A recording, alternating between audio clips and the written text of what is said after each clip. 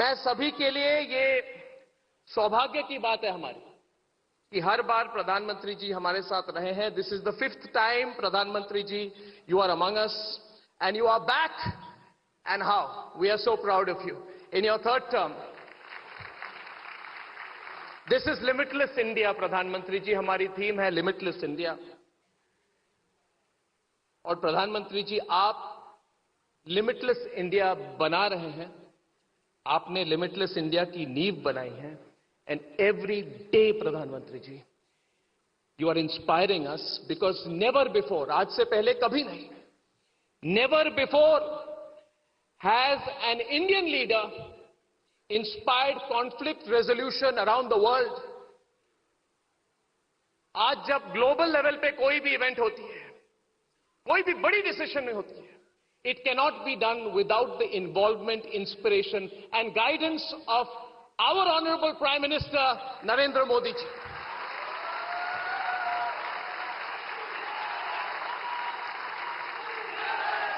And I am a 90s kid. 90s में college में जाते थे, हम कभी सोच भी नहीं सकते थे. प्रधानमंत्री जी, रिसेंटली मैं गुजरात गया और गुजरात में अहमदाबाद से बड़ौदा हम 30-40 मिनट में हम वंदे भारत में पहुंच जाते हैं. This is limitless India.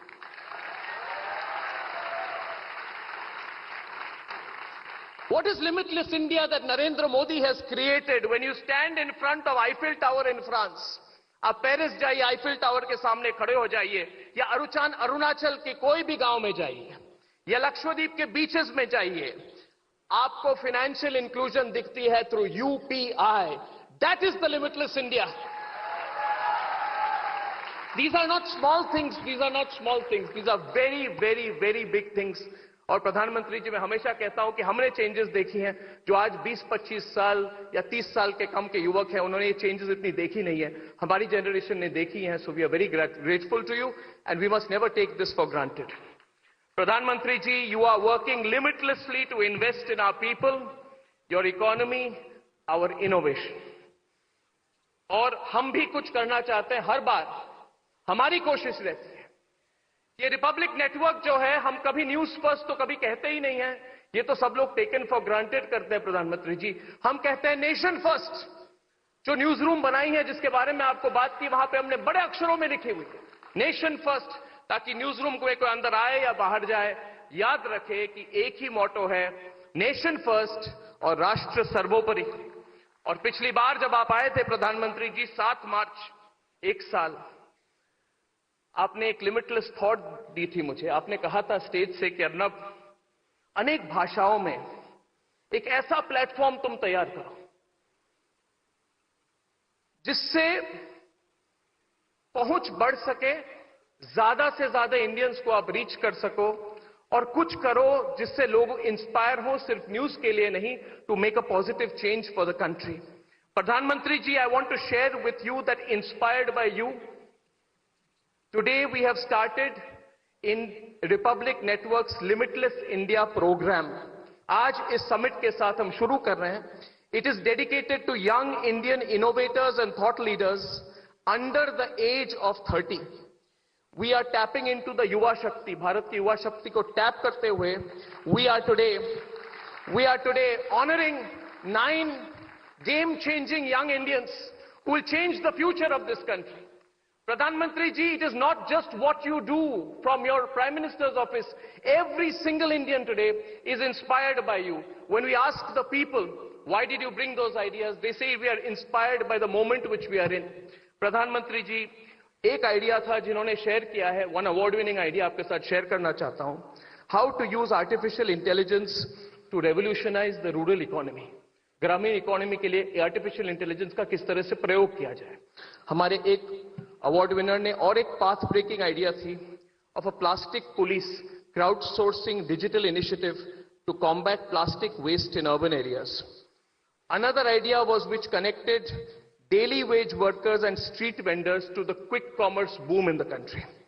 Pradhanmantri ji, ये Republic Youth Hackathon has got thousands and thousands and thousands of entries through the digital pitch networks.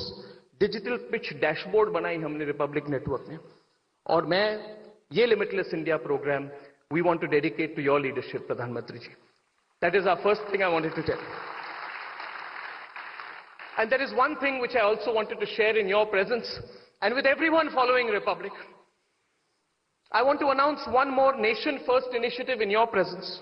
Pradhan Mantri ji, यहाँ से 40 किलोमीटर दूर रिपब्लिक मीडिया नेटवर्क की एक ग्लोबल कैंपस हमने तैयार की है, जिसका जिक्र मैंने आपको पिछले समिट में किया था। हिंदी, इंग्लिश, डिजिटल हर भारतीय भाषा में वहां पे प्लेटफॉर्म बन रही है। हमने फिजिकल इंफ्रास्ट्रक्चर बनाई है कड़ी मेहनत के साथ, और वहां में हमने हार्डवेयर बना दी है, और अभी उसमें सॉफ्टवेयर डालने के लिए हम national positive influencers programme launch कर रहे हैं। उसके बारे में मैं दो बातें आपसे शेयर करना चाहता हूं।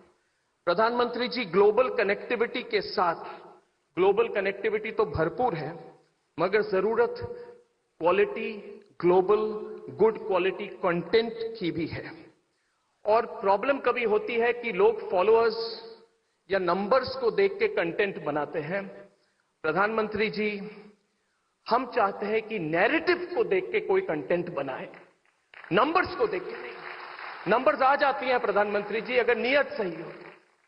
जैसे आपने हर बार मुझे कहा अर्नब हिंदी में बात करो, तो मैंने कहा कि मेरी तो हिंदी खराब है मगर मेरी नीयत साफ है। तो प्रधानमंत्री जी, हमारी नीयत बहुत क्लीन है जहां भी पहुंचे हम, क्योंकि we have clear intent in our hearts, और हम पॉजिटिव इन्फ्लुएंसर प्रोग्राम बना रहे हैं।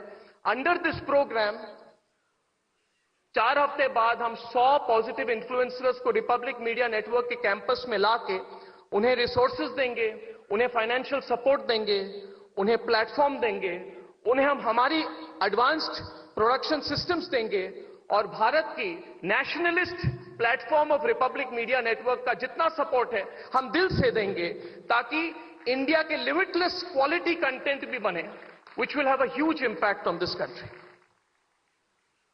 प्रधानमंत्री जी, पर्सनल रिक्वेस्ट है, कभी आपने जैसे समय दे, एक बार कभी आप हमारे कैंपस में आके इन इन्फ्लुएंसर्स को मिले और इनको भी इंस्पायर करें जब भी आपको मौका मिले।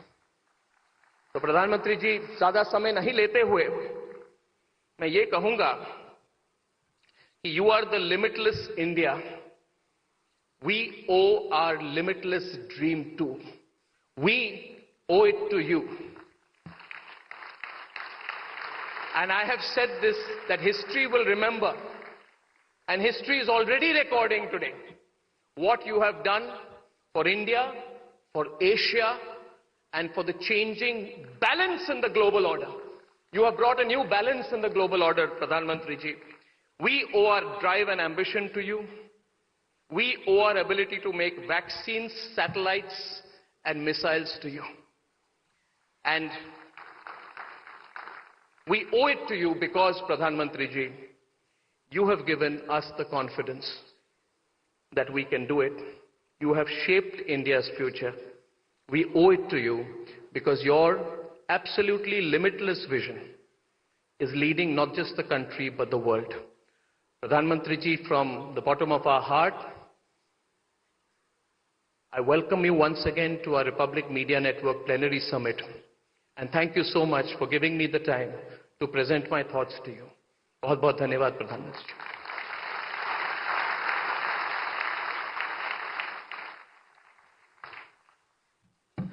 Pradhan Mantri ji, we are going to have the young winners of the hackathon come up to take a photograph with you, sir. I'd like to invite all of them up. Soham, Dia, Ansela, Abhishek, Damodar, Geetika, Dhruv, Arun, Tushar, Anirudh, Anubhav, and Shiv.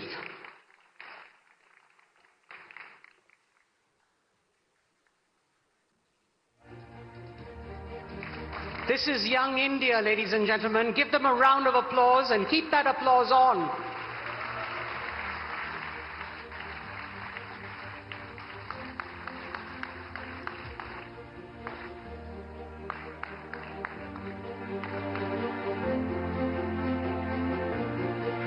Arun.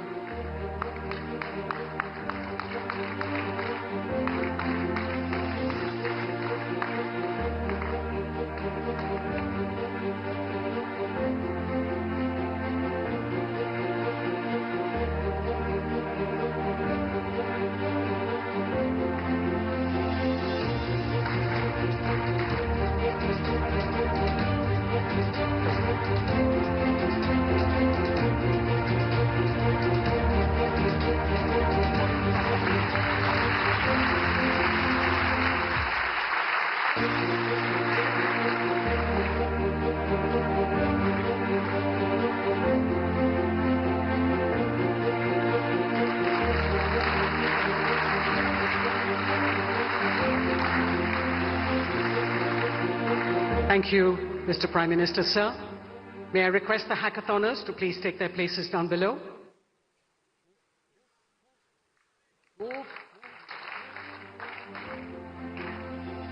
May I request the Honourable Prime Minister now to please share his thoughts with us.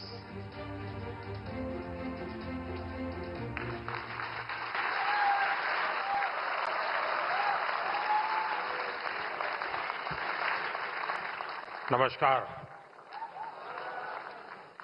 आप लोग सब थक गए होंगे।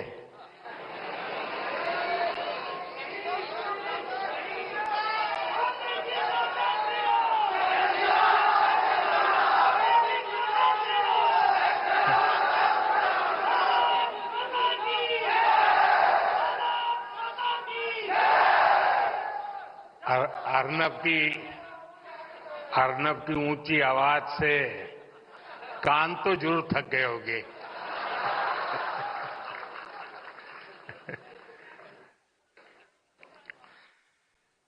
बैठिए अर्नब, अभी चुनाव का मौसम नहीं है।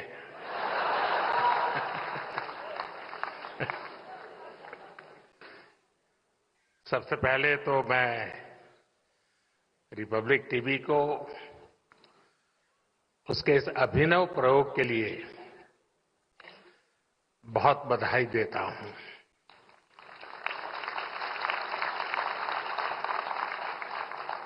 आप लोग युवाओं को ग्रासरूट लेवल पर इन्वॉल्व करके इतना बड़ा कंपटीशन कराकर यहां लाए हैं। जब देश का युवा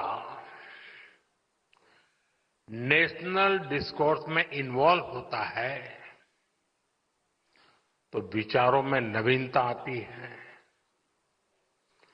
वो पूरे वातावरण में एक नई ऊर्जा भर देता है और यही ऊर्जा इस समय हम यहां महसूस भी कर रहे हैं।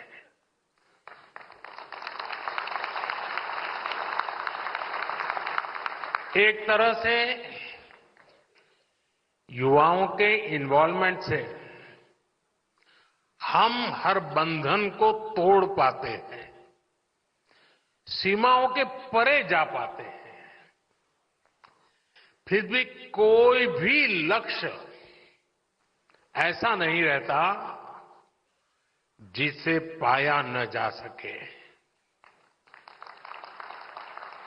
कोई मंजिल ऐसी नहीं रहती जिस तक पहुंचा न जा सके। रिपब्लिक टीवी ने इस समिट के लिए एक नए कंसेप्ट पर काम किया है। मैं इस समिट की सफलता के लिए आप सभी को बहुत बहुत बधाई देता हूं, आपका अभिनंदन करता हूं। अच्छा, मेरा भी इसमें थोड़ा स्वार्थ है।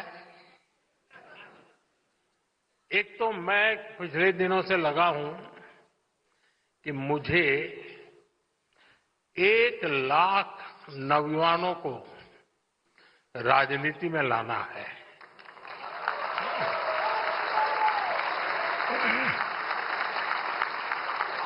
और वो 1 लाख ऐसे जो उनकी फैमिली में फर्स्ट टाइमर हो।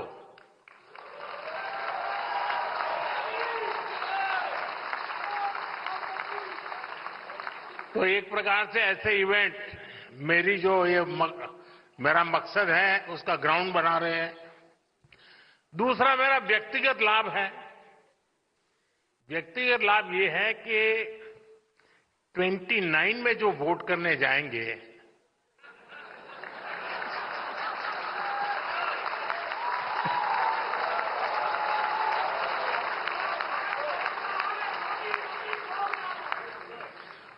उनको पता ही नहीं है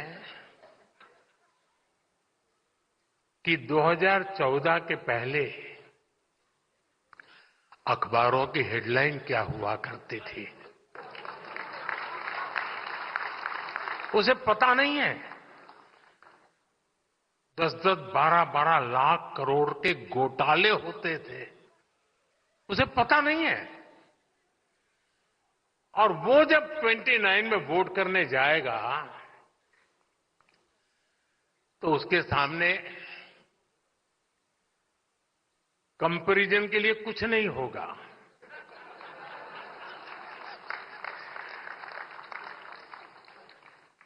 और इसलिए मुझे उस कसौटी से पार होना है और मुझे पक्का विश्वास है ये जो ग्राउंड बन रहा है ना, वो उस काम को पक्का कर देगा।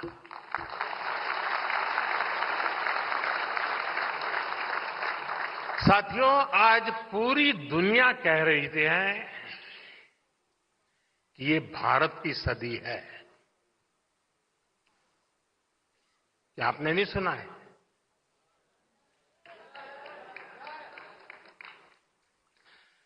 भारत की उपलब्धियों ने, भारत की सफलताओं ने पूरे विश्व में एक नई उम्मीद जगाई है। जिस भारत के बारे में कहा जाता था ये खुद भी डूबेगा और हमें भी ले डूबेगा, वो भारत आज दुनिया की ग्रोथ को ड्राइव कर रहा है।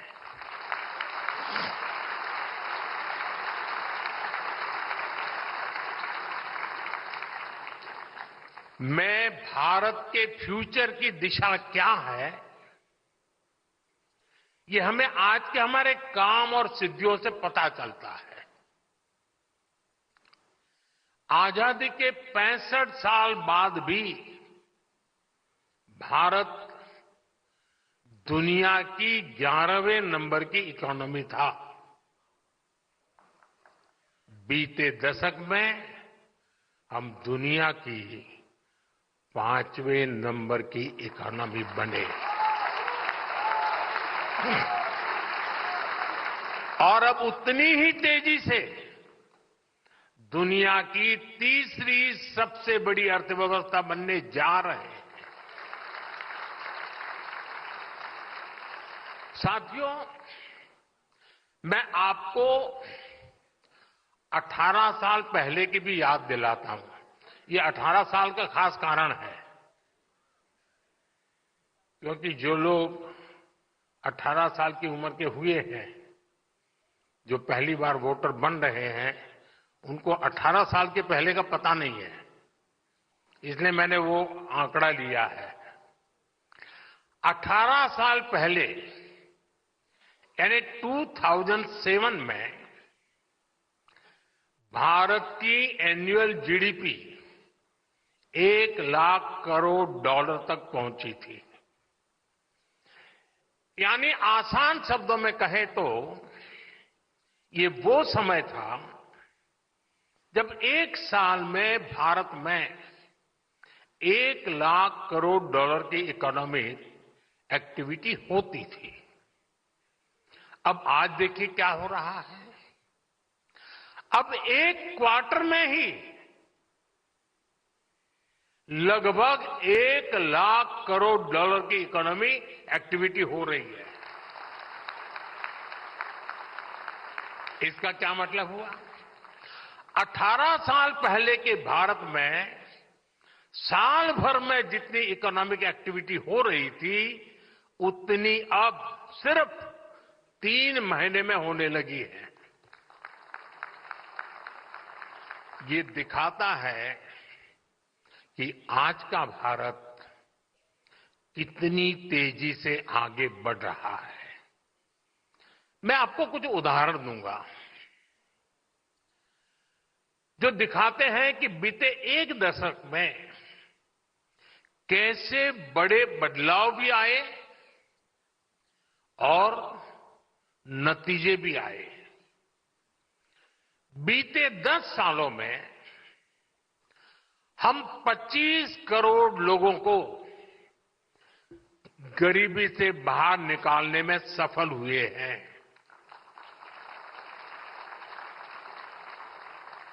ये संख्या कई देशों की कुल जनसंख्या से भी ज्यादा है।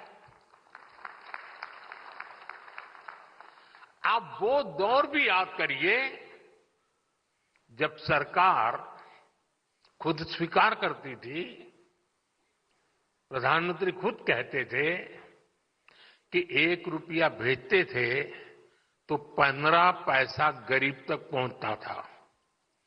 वो 85 पैसा कौन पंजा खा जाता था।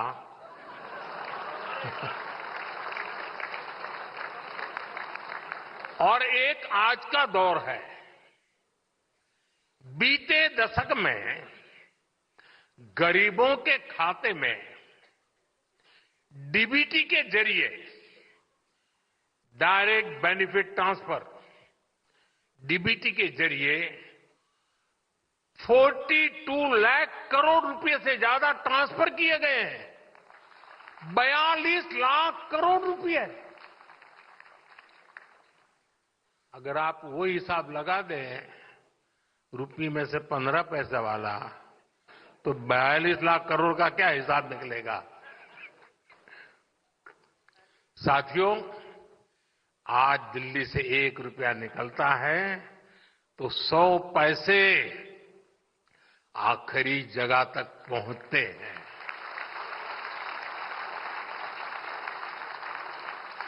साथियों, 10 साल पहले सोलर एनर्जी के मामले में भारत दुनिया में कहीं गिनती नहीं होती थी, लेकिन आज भारत सोलर एनर्जी कैपेसिटी के मामले में दुनिया के टॉप 5 कंट्रीज में से है। हमने सोलर एनर्जी कैपेसिटी को 30 गुना बढ़ाया है। सोलर मॉड्यूल मैन्युफैक्चरिंग में भी 30 गुना वृद्धि हुई है। 10 साल पहले तो हम होली की पिचकारी भी, बच्चों के खिलौने भी विदेशों से मंगाते थे। आज हमारे टॉयज एक्सपोर्ट्स 3 गुना हो चुके हैं।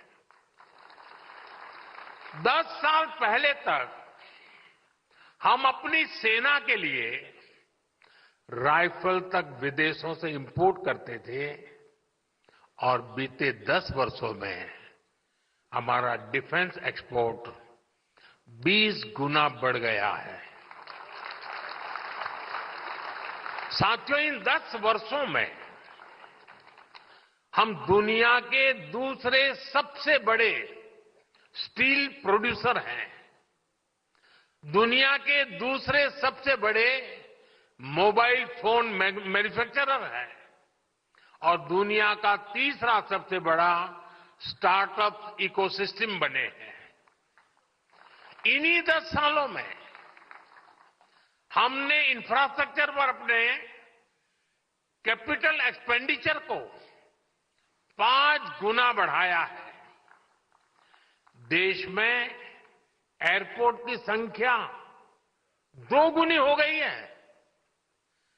इन 10 सालों में ही देश में ऑपरेशनल एम्स की संख्या 3 गुना हो गई है और इन्हीं 10 सालों में मेडिकल कॉलेजों और मेडिकल सीट की संख्या भी करीब करीब 2 गुनी हो गई है। साथियों, आज के भारत का मिजाज कुछ और ही है। आज का भारत बड़ा सोचता है, बड़े टारगेट तय करता है और आज का भारत बड़े नतीजे ला करके दिखाता है। और ये इसलिए हो रहा है क्योंकि देश की सोच बदल गई है। भारत बड़ी एस्पिरेशन के साथ आगे बढ़ रहा है। पहले हमारी सोच ये बन गई थी, चलता है, होता है, अरे चलने दो यार, जो करेगा करेगा, अपन अपना चला लो।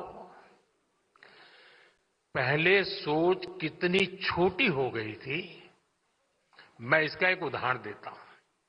एक समय था, अगर कहीं सूखा हो जाए, सूखाग्रस्त इलाका हो, तो लोग, उस समय कांग्रेस का शासन हुआ करता था, तो मेमोरेंडम देते थे गांव के लोग, और क्या मांग करते थे कि साहब अकाल होता रहता है, तो इस समय अकाल के समय अकाल के राहत के काम, रिलीफ के वर्क शुरू हो जाए, गड्ढे खोदेंगे, मिट्टी उठाएंगे, दूसरे गड्ढे में भर देंगे। यही मांग किया करते थे लोग। कोई कहता था, क्या मांग करता था कि साहब मेरे इलाके में एक हैंडपंप लगवा दो ना, पानी के लिए हैंडपंप की मांग करते थे। कभी कभी सांसद क्या मांग करते थे, गैस सिलेंडर इसको जरा दे लीजिए ना। सांसद ये काम करते थे, उनको 25 कूपन मिला करती थी, और उस 25 कूपन को पार्लियामेंट का मेंबर अपने पूरे क्षेत्र में गैस सिलेंडर के लिए ऑब्लाइज करने के लिए उपयोग करता था। एक साल में एक एमपी 25 सिलेंडर, और ये सारा 2014 तक था। एमपी क्या मांग करते थे, साहब ये जो ट्रेन जा रही है ना, मेरे इलाके में एक स्टॉपेज दे देना। स्टॉपेज की मांग हो रही थी। ये सारी बातें मैं 2014 के पहले की कर रहा हूं, बहुत पुरानी नहीं कर रहा हूं। कांग्रेस ने देश के लोगों की एस्पिरेशंस को कुचल दिया था।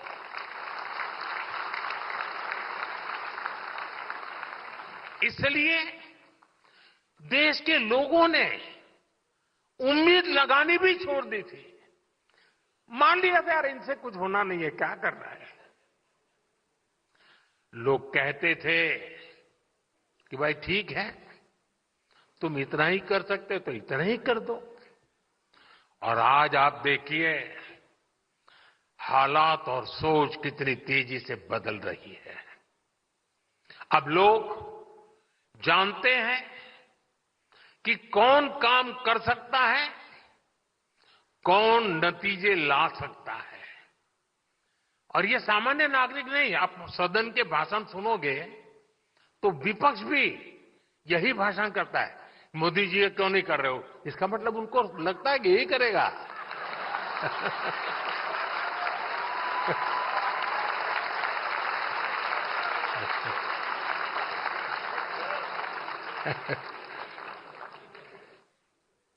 साथियों, आज जो एस्पिरेशंस हैं, उसका प्रतिबिंब उनकी बातों में झलकता है। कहने का तरीका बदल गया। अब लोगों की डिमांड क्या आती है, लोग पहले स्टॉपेज मांगते थे, अब आकर के कहते जी मेरे यहां भी तो एक वंदे भारत शुरू कर दो।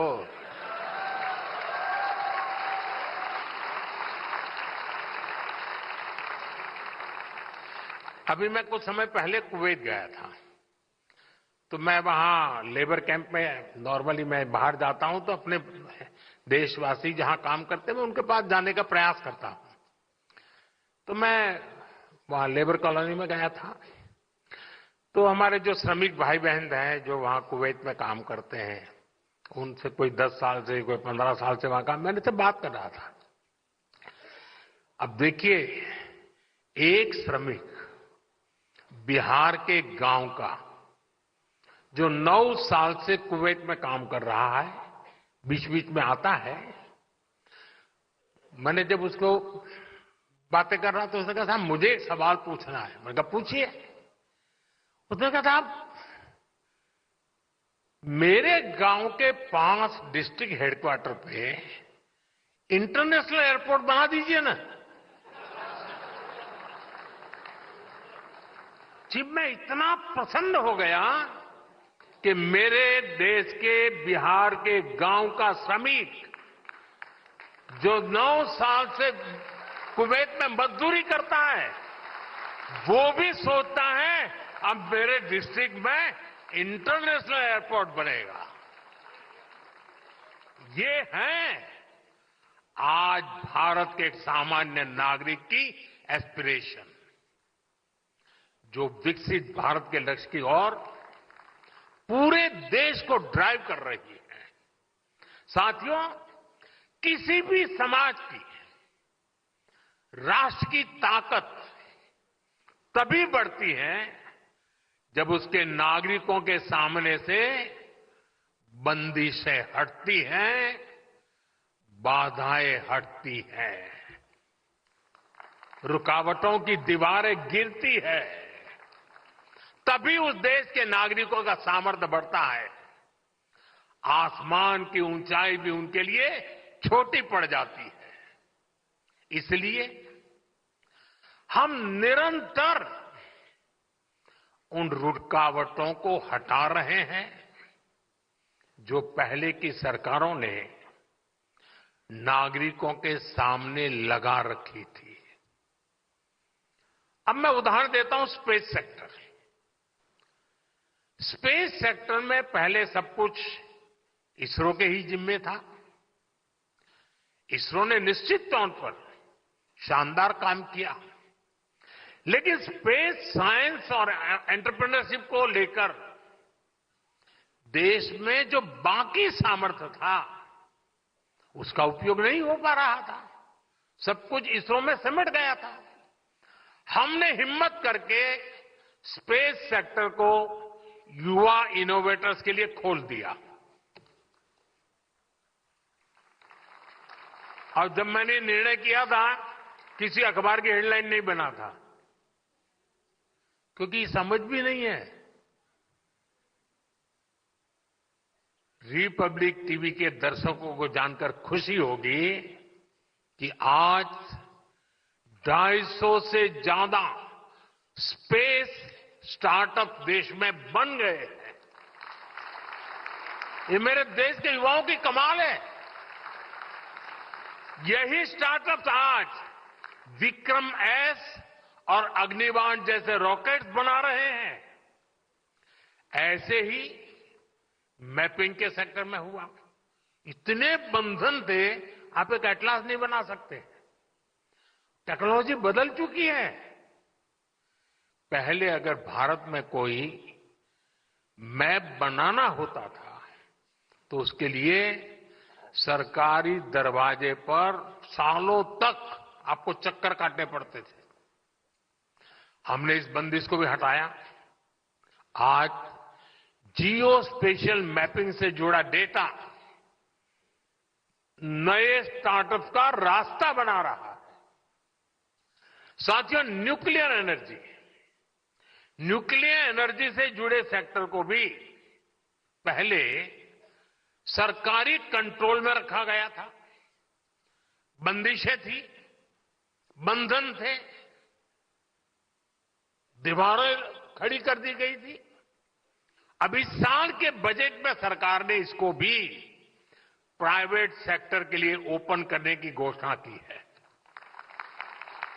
और इससे 2047 तक 100 गीगावाट न्यूक्लियर एनर्जी कैपेसिटी जोड़ने का रास्ता मजबूत हुआ है। साथियों, आप हैरान रह जाएंगे कि हमारे गांवों में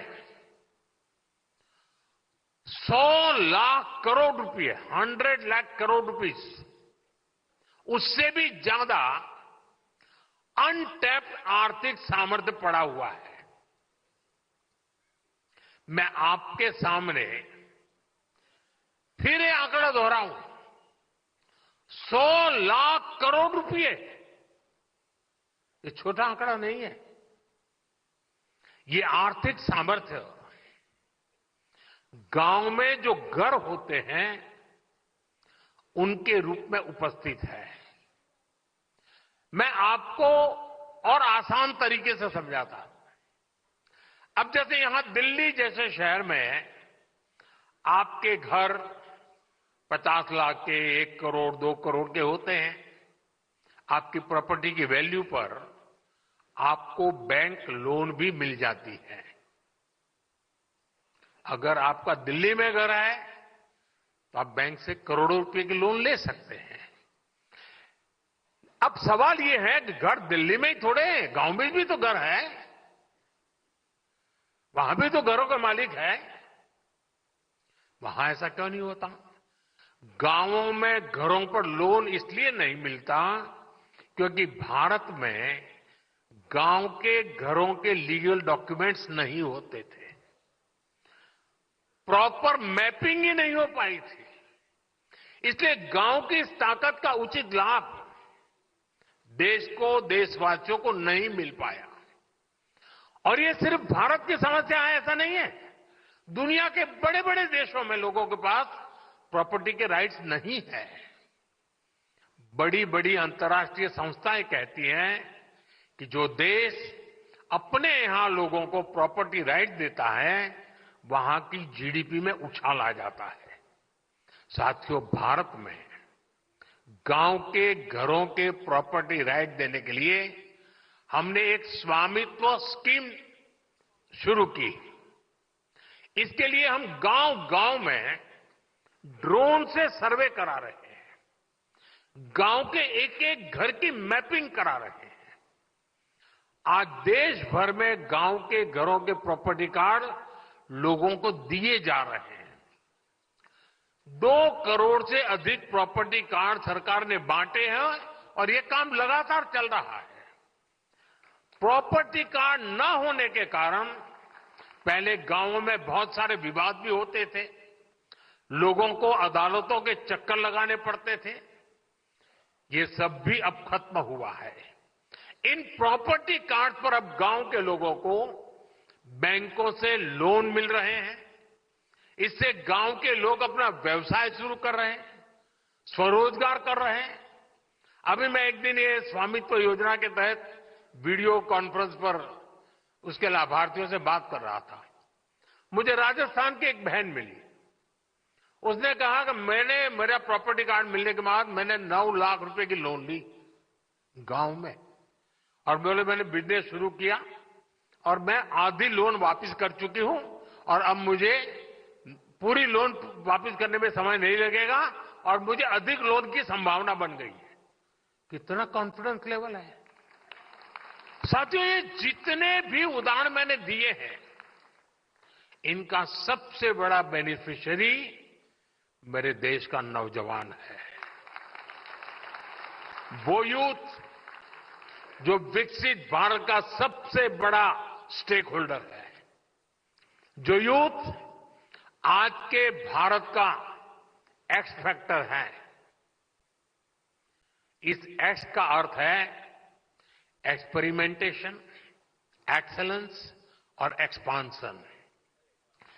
एक्सपेरिमेंटेशन यानी हमारे युवाओं ने पुराने तौर तरीकों से आगे बढ़कर नए रास्ते बनाए हैं। एक्सेलेंस यानी नौजवानों ने ग्लोबल बेंचमार्क सेट किए हैं।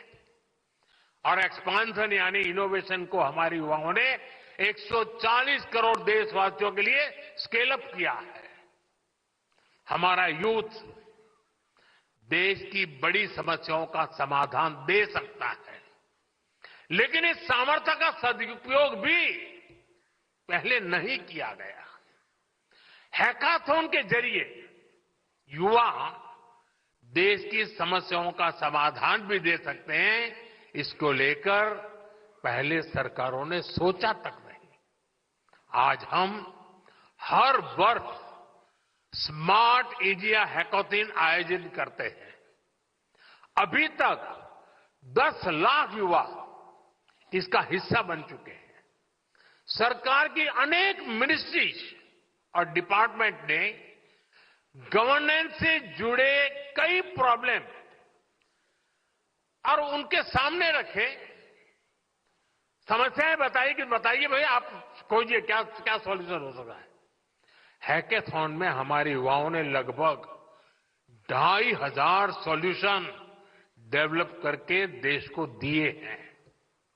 मुझे खुशी है कि आपने भी हैकाथॉन के इस कल्चर को आगे बढ़ाया है और जिन नौजवानों ने विजय प्राप्त की है, मैं उन नौजवानों को बधाई देता हूं और मुझे खुशी है कि मुझे उन नौजवानों से मिलने का मौका मिला।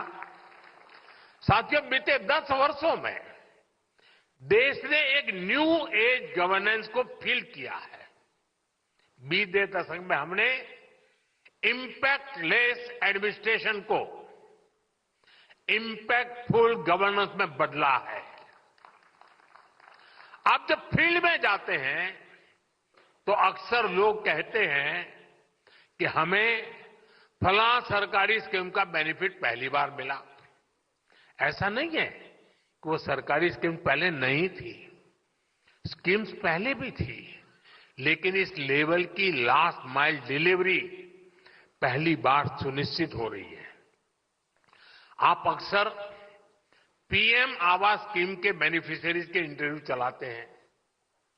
पहले कागज पर गरीबों के मकान सैंक्शन होते थे, आज हम जमीन पर गरीबों के घर बनाते हैं। पहले मकान बनाने की पूरी प्रक्रिया गवर्नमेंट ड्रिवन होती थी। कैसा मकान बनेगा, कौन सा सामान लगेगा, ये सरकार ही तय करती थी। हमने इसको ओनर ड्रिवन बनाया। सरकार लाभार्थी के अकाउंट में पैसा डालती है, बाकी कैसा घर बनेगा ये लाभार्थी खुद डिसाइड करता है। और घर के डिजाइन के लिए भी हमने देश भर में कंपटीशन किया, घरों के मॉडल सामने रखे, डिजाइन के लिए भी लोगों को जोड़ा, जनभागीदार से चीजें तय की। इससे घरों की क्वालिटी भी अच्छी हुई है और घर तेज गति से कंप्लीट भी होने लगे हैं। पहले ईंट पत्थर जोड़कर आधे अधूरे मकान बनाकर दिए जाते थे, हमने गरीब को उसके सपनों का घर बनाकर दिया है। इन घरों में नल से जल आता है, उज्ज्वला योजना का गैस कनेक्शन होता है, सौभाग्य योजना का बिजली कनेक्शन होता है। हमने सिर्फ 4 दीवारें खड़ी नहीं की हैं, हमने उन घरों में जिंदगी खड़ी की है। साथियों, किसी भी देश के विकास के लिए बहुत जरूरी पक्ष है उस देश की सुरक्षा, नेशनल सिक्योरिटी। बीते दशक में हमने सिक्योरिटी पर भी बहुत अधिक काम किया है। आप याद करिए, पहले टीवी पर अक्सर सीरियल बम ब्लास्ट की ब्रेकिंग न्यूज चला करती थी, स्लीपर सेल्स के नेटवर्क पर स्पेशल प्रोग्राम हुआ करते थे। आज ये सब टीवी स्क्रीन और भारत की जमीन दोनों जगह से गायब हो चुका है। वरना पहले आप ट्रेन में जाते थे, हवाई अड्डे पर जाते थे, लावारिस कोई बैग पड़ी है तो छूना मत, ऐसी सूचनाएं आती थी। आज वो जो 18-20 साल के नौजवान हैं, उन्होंने वो सूचना सुनी ही नहीं होगी। आज देश में नक्सलवाद भी अंतिम सांसें गिन रहा है। पहले जहां 100 से अधिक जिले नक्सलवाद की चपेट में थे, आज ये 2 दर्जन से भी कम जिलों में ही सीमित रह गया है। ये तभी संभव हुआ जब हमने नेशन फर्स्ट की भावना से काम किया। हमने इन क्षेत्रों में गवर्नेंस को ग्रासरूट लेवल तक पहुंचाया। देखते ही देखते इन जिलों में हजारों किलोमीटर लंबी सड़कें बनी, स्कूल अस्पताल बने, 4G मोबाइल नेटवर्क पहुंचा और परिणाम आज देश देख रहा है। साथियों, सरकार के निर्णायक फैसलों से आज नक्सलवाद जंगल से तो साफ हो रहा है, लेकिन अब वो अर्बन सेंटर्स में पैर पसार रहा है। अर्बन नक्सलियों ने अपना जाल इतनी तेजी से फैलाया है कि जो राजनीतिक दल अर्बन नक्सल के विरोधी थे, जिनकी विचारधारा कभी गांधी जी से प्रेरित थी, जो भारत की जड़ों से जुड़ी थी, ऐसे राजनीतिक दलों में आज अर्बन नक्सल पैठ जमा चुके हैं। आज वहां अर्बन नक्सलियों की आवाज, उनकी ही भाषा सुनाई देती है। इसी से हम समझ सकते हैं कि इनकी जड़ें कितनी गहरी हैं। हमें याद रखना है कि अर्बन नक्सली भारत के विकास और हमारी विरासत, इन दोनों के घोर विरोधी हैं। वैसे अर्नब ने भी अर्बन नक्सलियों को एक्सपोज करने का जिम्मा उठाया हुआ है। विकसित भारत के लिए विकास भी जरूरी है और विरासत को मजबूत करना भी आवश्यक है, और इसलिए हमें अर्बन नक्सलियों से सावधान रहना है। साथियों, आज का भारत हर चुनौती से टकराते हुए नई ऊंचाइयों को छू रहा है। मुझे भरोसा है कि रिपब्लिक टीवी नेटवर्क के आप सभी लोग हमेशा नेशन फर्स्ट के भाव से पत्रकारिता को नया आयाम देते रहेंगे। आप विकसित भारत के एस्पिरेशन को अपनी पत्रकारिता से कैटलिस्ट करते रहे। इसी विश्वास के साथ आप सभी का बहुत बहुत आभार, बहुत बहुत शुभकामनाएं। धन्यवाद।